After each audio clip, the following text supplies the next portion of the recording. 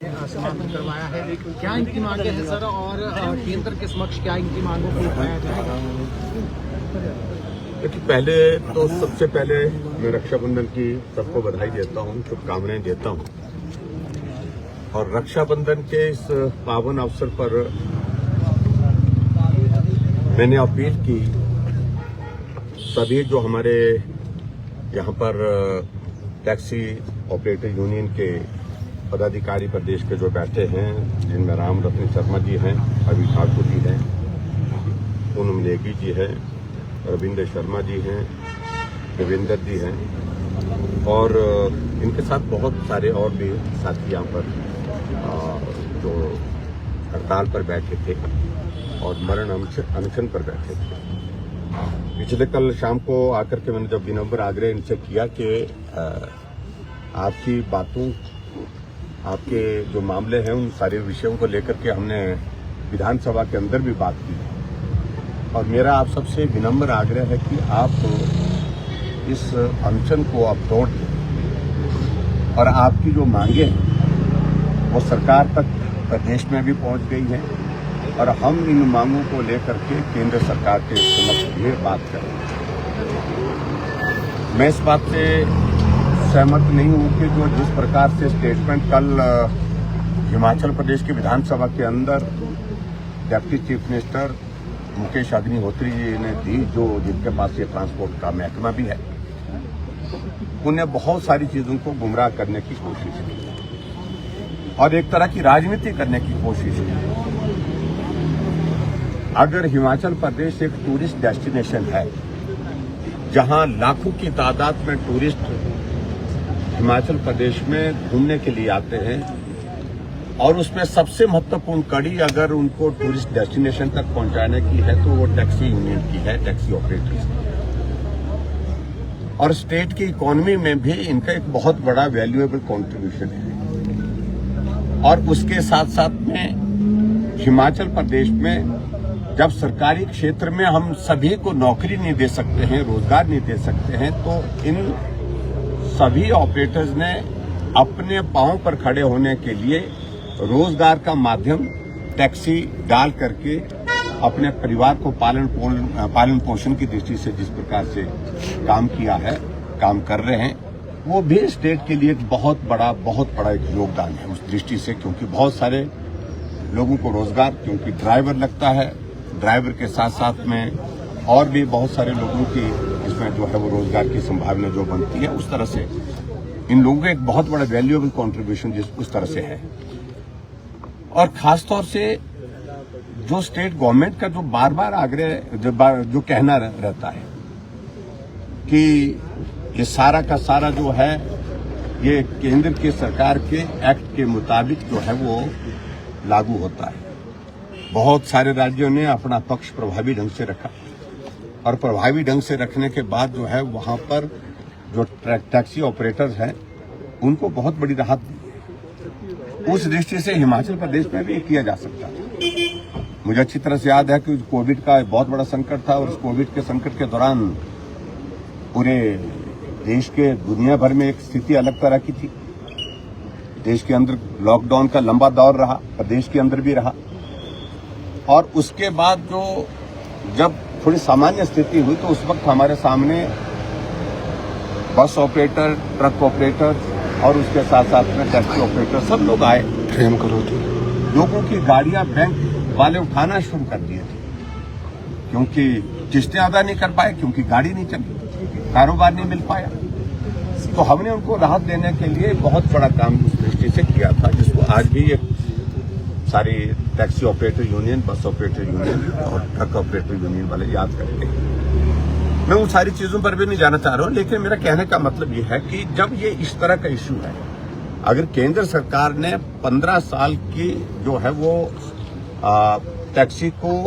Validity देने का एक फैसला किया है, तो स्टेट गवर्नमेंट को भी उस सारी चीज को लेकर के जो प्रयास करने चाहिए थे वो अभी तक हुए नहीं। उस दिशा में आगे बढ़कर के काम करने की बात तुमने कही तो है, लेकिन उसके बावजूद प्रभावी ढंग से जिस तरह से काम करने की जरूरत है उस तरह से नहीं हुआ। आज रक्षाबंधन का त्योहार है और रक्षाबंधन के त्योहार के दिन मुझे लगा कि मैंने इनसे भी आग्रह किया कि हम चाहते हैं कि रक्षाबंधन का त्यौहार आप अपने अपने परिवार वालों के साथ घर में जाकर के मनाएं। और मैंने उस आग्रह को जब इनके सामने रखा, इन्होंने सहज रूप से उस आग्रह को स्वीकार किया